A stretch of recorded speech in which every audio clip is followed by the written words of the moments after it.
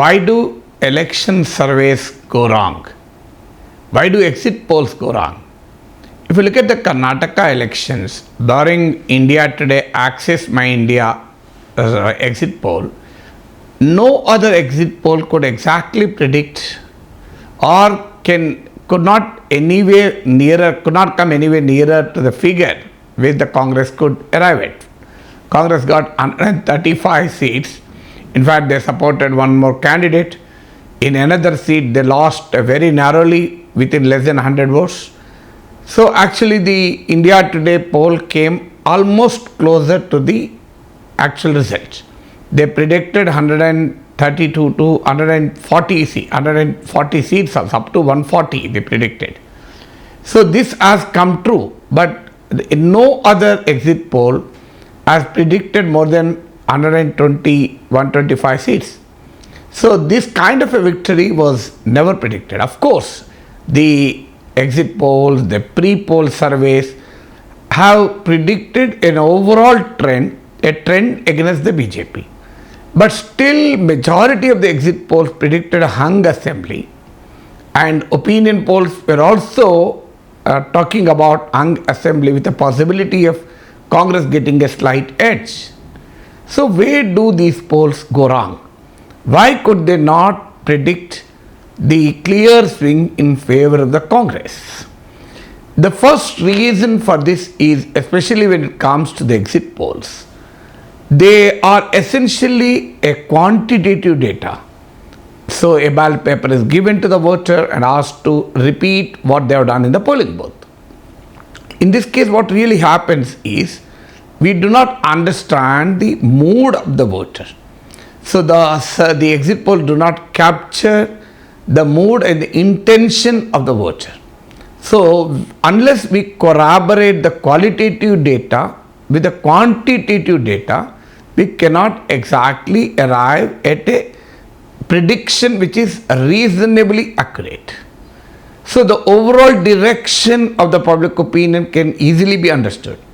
In fact, when the public opinion is very, very decisive, you don't need to have a survey also. So the trend is so visible that you don't need to really do an in-depth survey. That's how journalistic predictions are made. So that's the first problem. When you cannot corroborate the quantitative data with the qualitative data, exit polls do not actually permit that, because the moment the elections are over, the exit poll results come. They are essentially quantitative. So that's the first reason. The second reason is play it safe mindset of the pollsters. Even if exit polls indicate a very abnormal result, so in this case, in the case of Karnataka, when the general perception is that there may be hung, the Congress may get a slight edge. But even if the exit poll data reveals that the Congress is getting a very, very comfortable margin, the pollster normally plays it safe, because the pollster is not interested in accurately predicting the numbers. The pollster is interested in claiming that he captured the direction of the mandate. So therefore, sometimes even if the pollster gets the data, the pollster moderates it so that he can play safe. That's the second reason.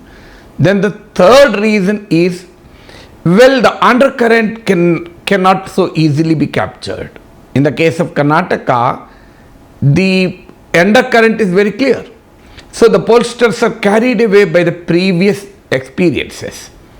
All through the decades, at least for the last 2 decades, the Janata Dal secular continue to have a sway over the whole Mysore region, and they continue to have a hold over the Vokkaliga vote. And this helped the party to get around 25 to 35, 40 seats also. So the pollster, even if the voter is convinced that they have to punish the Janata Dal secular for its opportunistic behavior, the pollster is not convinced that the voter is feeling so. So the undercurrent in the in the election scene is not so easily be captured by the pollsters. Then the fourth thing is, well, the social factors. Some of the voters, it's very, very difficult to actually draw their opinion, especially the women voters. It's not so easy to get the information from them. And the voters from socially marginalized communities, normally they do not so easily be forthcoming with the information due to the hierarchical structures in the village, in the town, etc. That is the reason when Mayawati won in Uttar Pradesh, no pollster could predict her victory because our support base is essentially socially marginalized.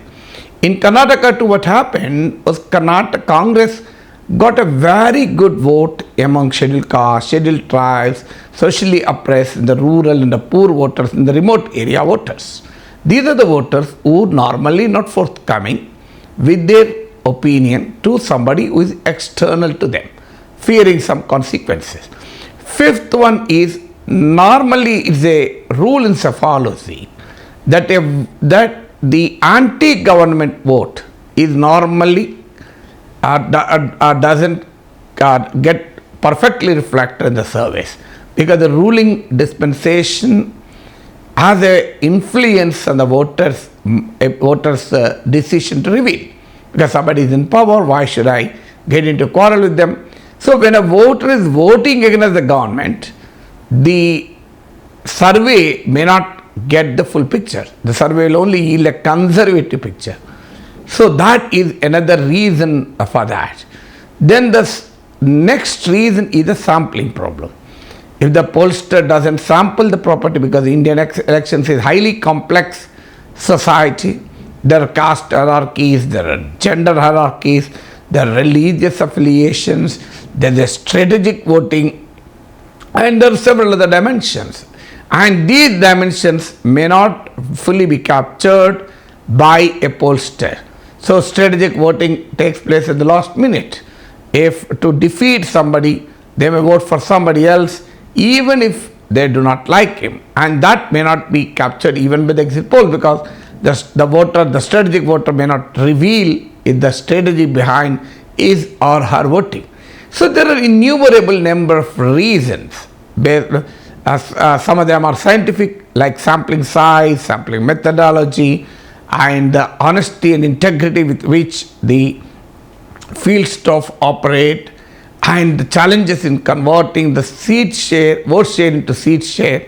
So all these factors, the constituency level of dimensions. Somebody may get 20, for example, a candidate may win with 1 lakh votes in Congress, one with 1 lakh votes in one constituency, but lost by 50 votes in another constituency. So therefore it becomes increasingly difficult to come to a picture based on the macro level analysis. You need to do a micro level surveys in each constituency. That is very, very cumbersome, time consuming, and it's very, very prohibitive in cost. So all these factors result in a surveys or exit polls where finding it extremely difficult to predict accurately.